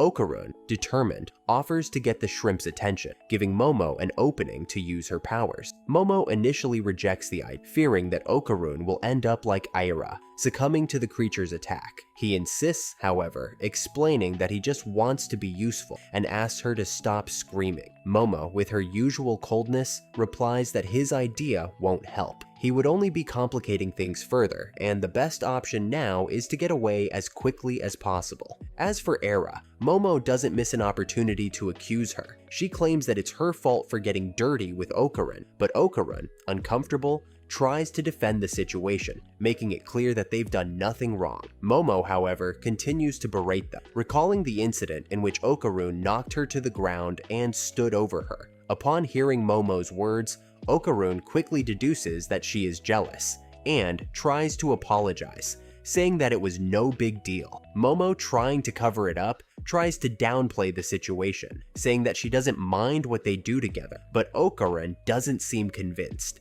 He asks Momo to let him explain further because he doesn't care what other people think, but he doesn't want her to misinterpret things. Before the conversation can continue, however, the shrimp goes on the attack again, interrupting the discussion. It goes after the group again, and Momo, with a quick idea, jumps on Okarin, pressing her body against his to increase her escape speed. With this, they manage to lose the shrimp and save Aira at the same time. When the situation calms down, Momo realizes that Aira has swallowed a large amount of water and quickly uses her psychic powers to remove the water from her lungs, bringing her back to life. When Aira wakes up, Momo instructs her to take off her clothes as the friction of the water is hindering her movements. However, Aira refuses, saying that she will only undress when she is married. Aira's attitude irritates Momo a little, but she tries not to be bothered by the situation. Meanwhile, the aliens, who are still searching for a solution, are beginning to realize that, despite their strength, everyone has a weakness that favors the enemy. One of the aliens, for example, attacks anything that moves in front of it, which makes its attacks inaccurate. The shrimp, on the other hand, always needs to return to the surface to breathe, which gives the heroes a chance to attack it. Seeing the lack of coordination between them, the alien leader suggests that they use a transmission cable to merge into a single being, an attempt to increase their chances of success. Meanwhile, Momo finally manages to convince Aira to take off her clothes, although Aira says that Okarin will now have to take responsibility for seeing her like that. The two climb on Okarin, and the trio head towards the shrimp, which starts attacking them as soon as it sees them approaching. After an intense battle, they finally manage to escape from the imminent danger. Okarin, on the lookout, notices something crucial. The shrimp is using a device on its neck to store and fire water in its attacks. He deduces that if they manage to destroy this device, the shrimp's attacks will cease. With this in mind, they try to get closer to the enemy to put their plan into practice. When they get close, the shrimp, realizing their intention, says that they are still impressive in hand-to-hand combat underwater. Before they can act, the three of them are hurled away with devastating force, being thrown backwards by the intensity of the enemy's attacks. Suddenly, Momo is dragged away from her friends, as the aliens identify her as the most dangerous enemy and decide to give her priority. Although they could just wait for Momo to drown, they choose to try to finish her off quickly. They argue among themselves about the best way to kill her, until one of the aliens tries to attack her. However, Momo manages to defend herself easily, saying that he made a big mistake by merging with the shrimp, as his punches are only effective underwater, which is not the case on dry land. With this flaw, the alien, by throwing a punch with all his strength, ends up self-sabotaging. The punch, with all its concentrated energy, results in its own implosion, cooking its arms until they explode. However, the alien still remembers that despite his weakness, he can breathe underwater, while Momo, out of the water, is at the mercy of death. At this point, Aira, even underwater, uses her hair as an improvised weapon. She traps her enemy with it, creating a path between the strands, allowing Okarun to reach Momo. Okarun quickly rescues her, and, with one swift movement, pierces the alien with a deadly blow, ending the threat. After everything calms down, Momo and Okarun wake up on top of each other in exactly the same position as they were in the other dimension. Okarun, upon touching the ground, realizes that it is solid again and, relieved, is sure that the nightmare is finally over. However, they are both visibly frightened and confused by what has just happened. Suddenly, the school returns to normal, when other students appear in the corridor and see Okarun and Momo on the floor. In that compromising situation, and with practically no clothes on, everyone starts jumping to conclusions. They begin to speculate that the little couple might be involved in some kind of snoo-snoo situation, or something. Only then do the two realize the situation they're in, and, embarrassed, quickly get up and start running. Aira, who is also present, joins them, making the scene even more chaotic. All the other students watch, not really understanding what's going on, as the three of them flee the scene. Soon after, when they find themselves in the school nurse's office, the scene feels like it was ripped straight from a manga that really shouldn't be getting published. While they're there, the nurse starts asking if they've been dealing with bullying. They quickly deny it, saying everything's fine. But the nurse, with that suspicious look in her eye, keeps pushing. She makes it clear that she has zero tolerance for bullying, so if something's going on, they can talk to her without any fear. In the middle of this conversation, what happens? They're interrupted by a school staff member who barges in without even knocking. The nurse, visibly annoyed, starts scolding him, reminding him that she's told him multiple times not to just barge into her office like that. And then, out of nowhere, she starts disciplining him with a whip. While she's busy handling this, she quickly turns to the students and announces that she'll be stepping out for a while. Aira, witnessing all of this, starts feeling uncomfortable with the situation. It all feels kind of off, and, of course, Momo can't take it anymore. Momo begins to get irritated that the aliens keep following them around. That's when Okarun finally explains. The aliens aren't actually after Momo and the others. They want to steal the Turbo Granny's power at any cost. Momo, curious, asks Aira when she first got this yokai power. Aira responds that the power awakened in her during a fight, but she's always been a chosen warrior, even before her yokai powers awakened. Now that she has this ability, Okarun believes that she'll be the alien's next target. Aira is flattered but tries to hide her surprise, although it's clear that she's a little uncomfortable with Okarun's concern for her. But as always, Okarun acts like he doesn't care and continues talking to Momo about the aliens, saying that as long as they have yokai powers, the aliens will never stop chasing them. Momo then asks a thought-provoking question. If the aliens want the yokai powers, why don't they just go directly after the yokai themselves? Okarun, thinking for a moment, realizes that Momo's right. He then explains that the reason the aliens haven't invaded Earth, even though they have the power to do so, is because the planet is filled with yokai. For Okarun, Earth is protected by these powerful beings, who keep the aliens at bay. Okarun further says that the aliens are targeting humans because they're weaker than yokai. By absorbing human energy, they plan to evolve and take the next step, exterminating the yokai. So, Okarun starts freaking out more than Batman and begins yelling that they need to hurry up and find his ball. Momo, completely lost, doesn't understand anything he's saying because Okarun explained everything in a super confusing way. But, as always, she sees herself as the one responsible for saving the world from this evil he mentioned. After that, she gets all embarrassed and starts talking again about that moment when the other students saw her without clothes, and the panic hits her again. Then, Momo starts to realize that, in the end, telling the whole story won't help.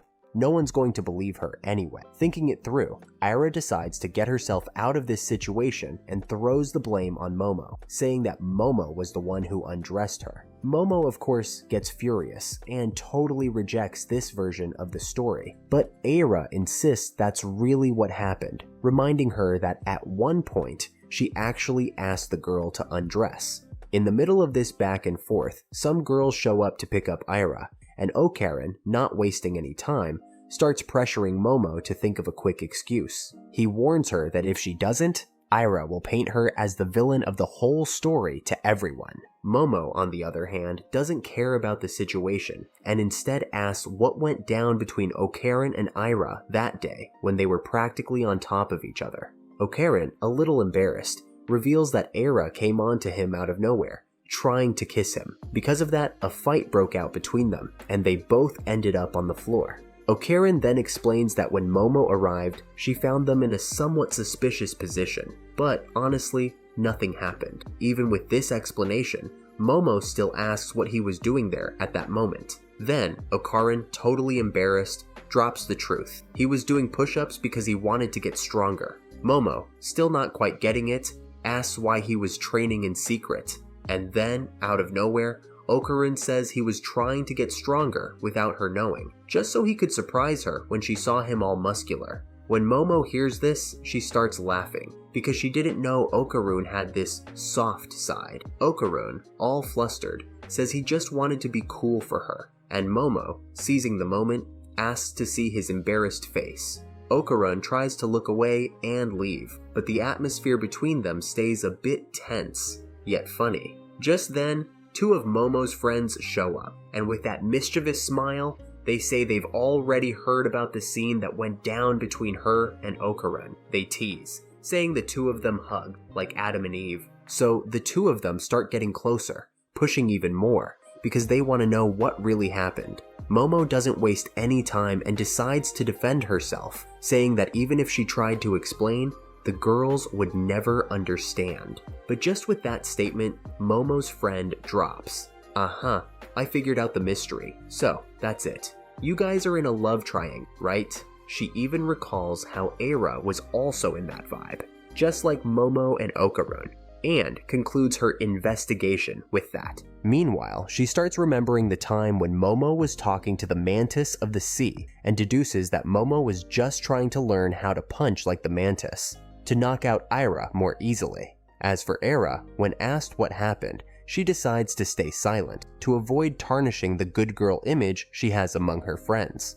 That's when one of the students asks if Momo had something to do with it, since she'd been messing around with Eira for a while. Hearing this makes everyone start spreading more rumors about Momo, saying that she hooks up with anyone. So the group decides to take action to make sure Momo doesn't get away with it. Eira, seeing the total injustice of the situation, can't take it anymore, and decides to tell the truth about the rumors. She admits that it was her who spread the lies, saying Momo hooks up with anyone, and asks everyone to stop talking bad about her. But right after admitting it, Eira deeply regrets it. By admitting she spread false rumors, she completely destroys her own popularity. Momo, seeing her friend in that state, goes up to her to understand what happened. Just then, Tiki-Tita shows up, still wanting to fight, but collapses to the ground because he's still weak from the previous fight. He wakes up at Momo's house with his wounds being treated and initially goes to attack again, but when he sees they've been taking care of him, Tiki-Tita starts crying emotionally and says that no one has ever been so kind to him before. He promises that he'll never hurt anyone again. After they eat together, Tiki Tita reveals that his son is sick and the treatment costs a fortune. While explaining his story, he says some words no one understands, which makes communication difficult. But still, he explains that where he's from, they don't pay well, so he has to go after foreign coins to gather the money needed. And, to make matters worse, Tiki Tita doesn't have enough strength to do the work his country requires of him, so he ends up having to get involved in dangerous and illegal jobs.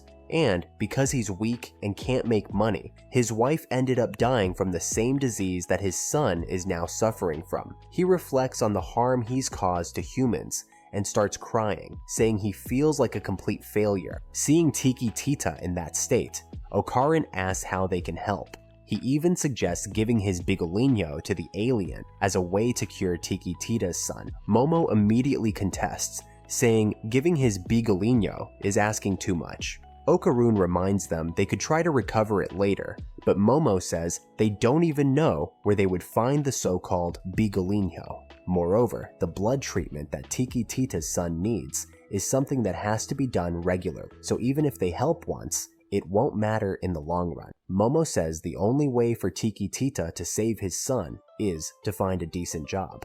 Tiki Tita, on the other hand, says that even though he wants to work, he can't, so he's willing to accept help in any way possible. As for Eira, she offers to recover Okarin's ball later. Momo, feeling jealous, says in a slightly lower voice that she doesn't care. Eira, however, responds that Momo should support Okarin when he tries to help someone else, because that's what being a partner means. Hearing this, Momo loses her patience and tells Eira to stop pretending to be Okarun's partner. Tiki Tita, even knowing Okarun wants to help, agrees with Momo, saying she's right in this situation. Although Tiki Tita feels grateful for all the support, he believes they've done enough for him and decides to move on alone to try and fix his life. He thanks everyone for their help, but before leaving, Seiko notices something strange. Tiki Tita's blood is that white liquid that drips from him, so Seiko decides to do a test and gives him milk to drink. After he finishes drinking, Tiki Tita realizes that the liquid is identical to their blood. Seiko then reveals that with this, he could save his son's life. Tiki Tita says the liquid is still a little thin, but Seiko responds that it's like that because it makes it easier for humans to consume. And with that, Seiko decides to lend a hand to Tiki Tita, calling up a farmer friend to donate a cow to him. After everything is arranged, they say their goodbyes to him, who is already in his spaceship parked in the backyard. Yes, a huge spaceship right in the middle of the garden. Before taking off, Tiki Tita thanks them from the bottom of his heart for their generosity, promising he will never forget what they've done for him. At that moment, Momo turns to her grandmother and says, "Now you believe in aliens, huh? You just saw a guy abduct a cow with a spaceship right in front of you." But Seiko, as stubborn as always, insists that Tiki Tita is nothing but a kappa. So Okarun, trying to help, mentions a theory that kappas could actually be aliens. It seems like the conversation won't convince Seiko, but at least they gave it a shot. When they get back home, Momo decides to go for it, kneeling and begging Seiko to buy new uniforms for them. Seiko, however, replies that she'll only buy uniforms for dear Okarin and Eira, because she doesn't like how Momo keeps trying to exploit her money. But after thinking for a moment, Seiko says she'll buy a uniform for Momo too, as long as she follows her rules.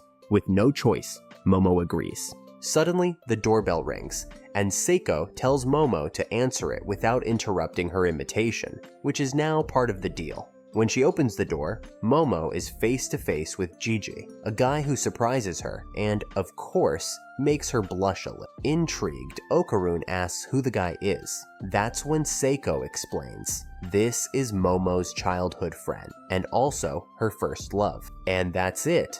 Things just got a lot more interesting. Looks like the drama is just getting started. In the next episode, we'll get to know this new character better, so get ready. I'll see you in the next video. Later.